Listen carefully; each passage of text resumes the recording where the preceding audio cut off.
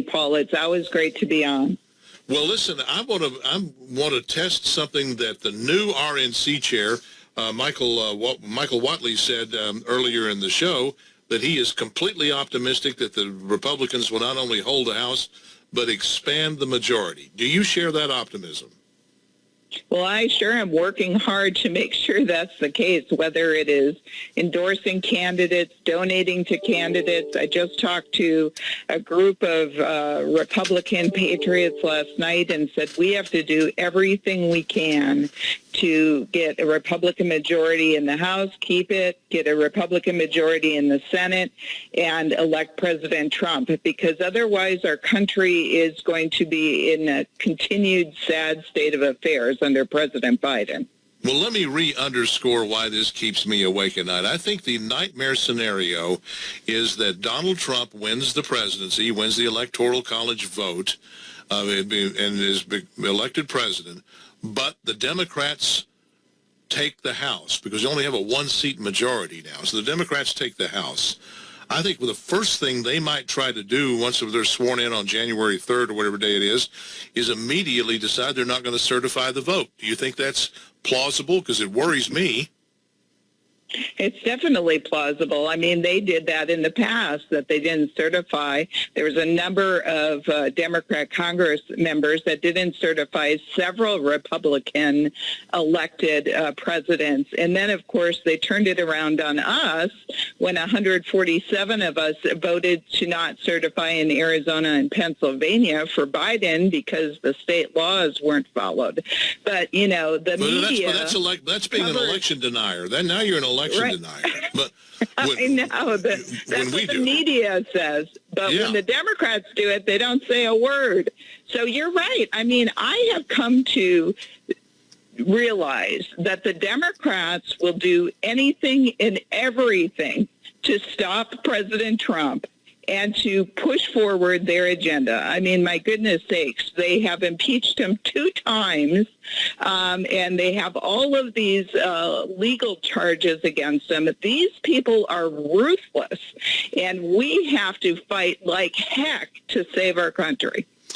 And I have said earlier in this show that they would not be this vehement, they would not be working this hard, and they wouldn't be prosecuting Donald Trump, they wouldn't have done anything to Donald Trump if they didn't think he could win another term as president.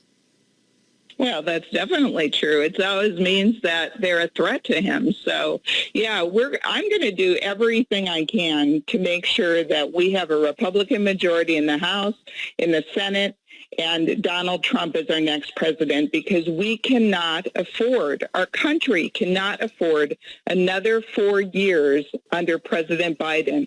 I mean, here in Arizona, the border is disaster. It's wide open. It's causing all kinds of problems here. We're spending millions upon millions of dollars housing illegal immigrants, providing health care for illegal immigrants, providing transportation for illegal immigrants. And this is just pure insanity what the Biden administration is doing. Let me play you a piece of audio. Congressman Debbie Lesko from the 8th District of Arizona is on the line with us. Let me play you a piece of audio. It's Karine Jean-Pierre. She's on the phone, a phone interview with Mark Garrison of WBT Radio in Charlotte. And he asks the question that even Democrats are asking in private. He dares to say out loud the question. Let me play you this clip. It's cut 5. They all said, would you please just ask her, does the president have dementia? So before I move on from that, does he? That is an incredibly offensive question to ask. But you know people ask it. Costs have gone down because of what this president has been able to do. And with that, thank you so much, Mark. Have an amazing, amazing day. Wow. Wow. And she hung up. And she hangs up. You know, she didn't say no. Well, you know, I served with Congressman Ronnie Jackson, who was a doctor and for the president and for President Trump. From the great state of Texas. Let me go throw that. I know. And he believes that President Biden needs a cognitive test. And I do too, because you see him sometimes where he's doing pretty good, right? So sometimes President Biden is doing okay. Other times he just looks out of it, like he's staring into space. He has to look at his teleprompter. He doesn't know what to say. He doesn't know where to move. And so I'm not a medical doctor, but it sure does look like his cognitive ability is not always there. And, he's 81 years old. I get it. But you shouldn't be running for president if you have those problems. Well, the answer that Karine Jean-Pierre gave, number one, she said costs have gone down because of what this president has been able to do. That's clearly they've just stopped rising as quickly, but they haven't gone down. So absolutely not. So what she said in trying to duck the question was untrue. And but the bigger question is, why not just say no? Why not just say no? The answer, because you can't say no, right?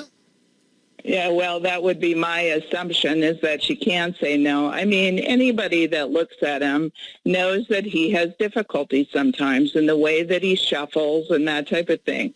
But beyond that, beyond his cognitive problems, his policies are terrible. Absolutely terrible.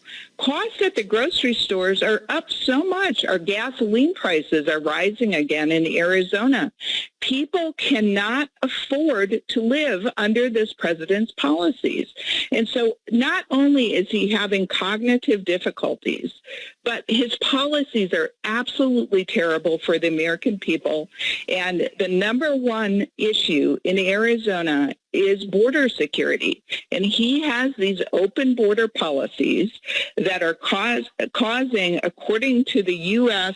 Border Patrol chief, it's a national security risk. He just said that the other day. And there's terrorists that are being caught. Who knows how many aren't being caught that are on the terrorist watch list that are crossing our border. We are spending millions and millions of dollars. That budget that we just passed in Congress that I voted against spent millions and millions of more dollars on housing and health care for illegal immigrants, but had no policies in it to actually secure the border. And this is the problem. We need to use our budget authority in the House to get border security, because it is a huge national security risk. Representative Debbie Lesko is with us from Arizona. So let me ask you this, because Texas and Arizona have this in common. They're border states. We're both massively impacted by the wide open borders and this flood of illegal immigrants coming into our states. But here's the difference between Arizona and Texas. Arizona is viewed as a swing state. Texas is not. How is it, given all of that Arizona is a swing state?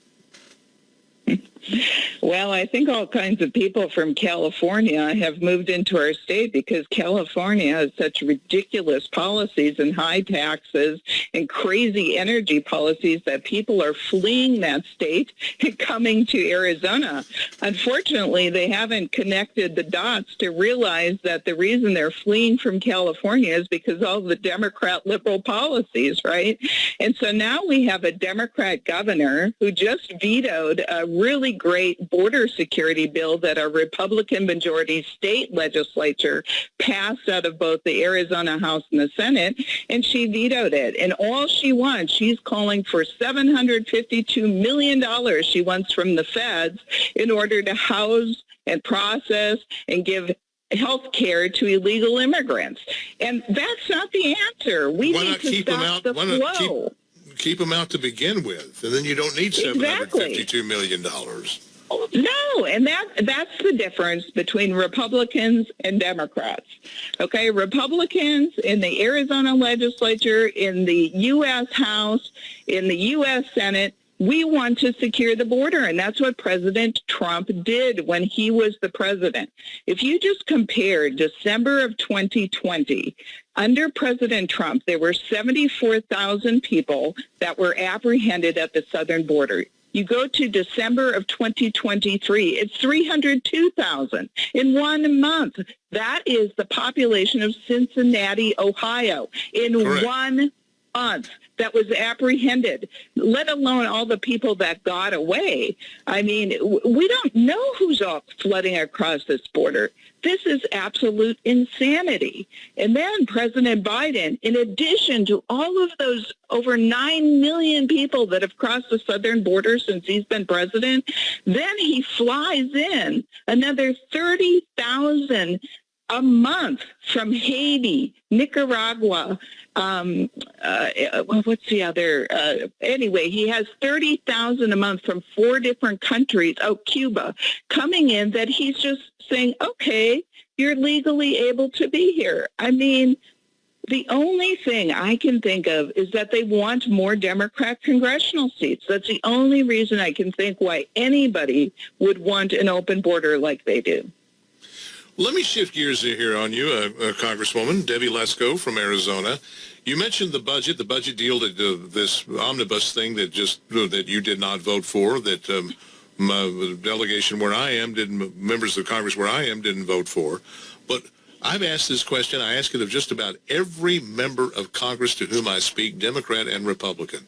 And I'm going to ask you, what is it going to take to get the House of Representatives back to passing a budget in regular order, the 12 appropriations bills that the House is supposed to pass? You know, I don't know. I mean, last year when, there was the 15 votes for Kevin McCarthy had to agree to a lot of things, including regular order, doing the 12 different appropriations bills and that type of thing, and putting conservatives on the Rules Committee so that conservative things would get done. Well, what's happened now is that we don't even go through the Rules Committee on this budget bill. It didn't even go through the Rules Committee.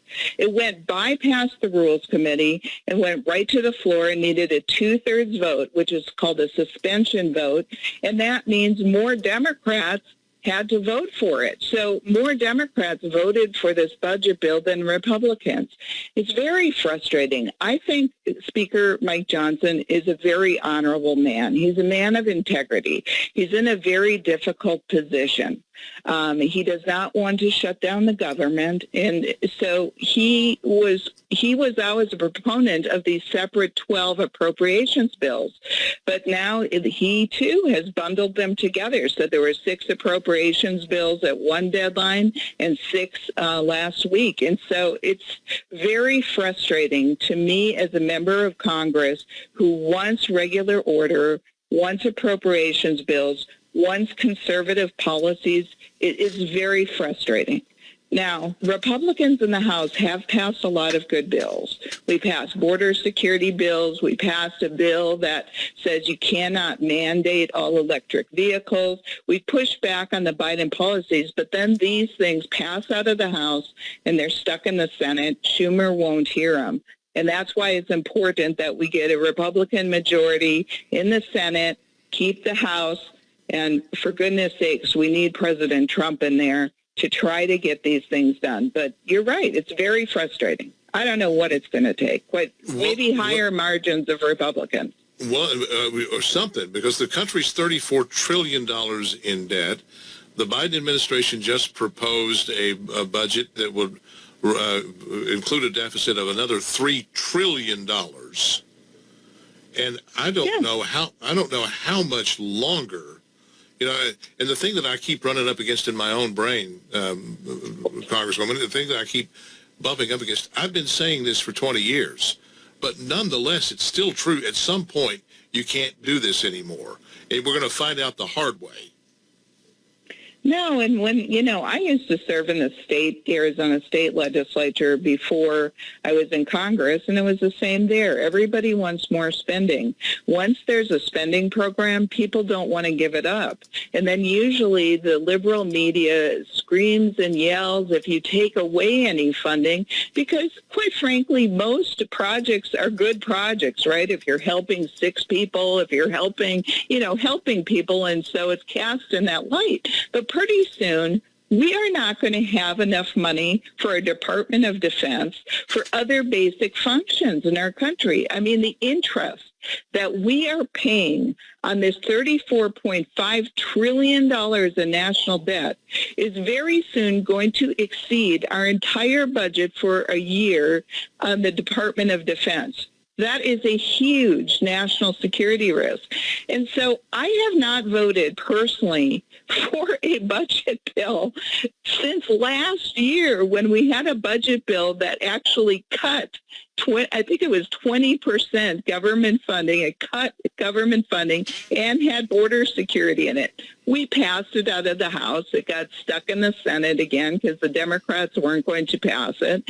But ever since then, I have voted no because of just what you have said. We cannot continue down this path. And so I am one vote. So we need more people to wake up and tell their Congress members that they can no longer vote for these budgets that continue to increase spending. We can't afford it. I totally agree with you. And on that note of agreement, I say thank you for being a part of the show. Debbie Lesko, Congresswoman from Arizona's 8th Congressional District. By the way, do you include Surprise, Arizona, where my world champion Texas Rangers just wrapped up training camp? Well, I used to, but then redistricting cut them out. So I no longer represent Surprise, but I know all the great people in Surprise. And so I know them well, and we have lots of spring training here. So it's an absolutely great place to live. It's sunny. It's beautiful outside right now. In opening day and baseball season's tomorrow, that may not be a big deal to you, but it is to us here in Texas because we have a defending world champion. Well, I congratulate you, and baseball is fun, and we have tons of people that come to Arizona every year for spring training, and I enjoy it just as much as you. Debbie Lesko, Congresswoman from the 8th District of Arizona. Thanks. There she goes. Here we go. Back to wrap it up after the break. Stay with us.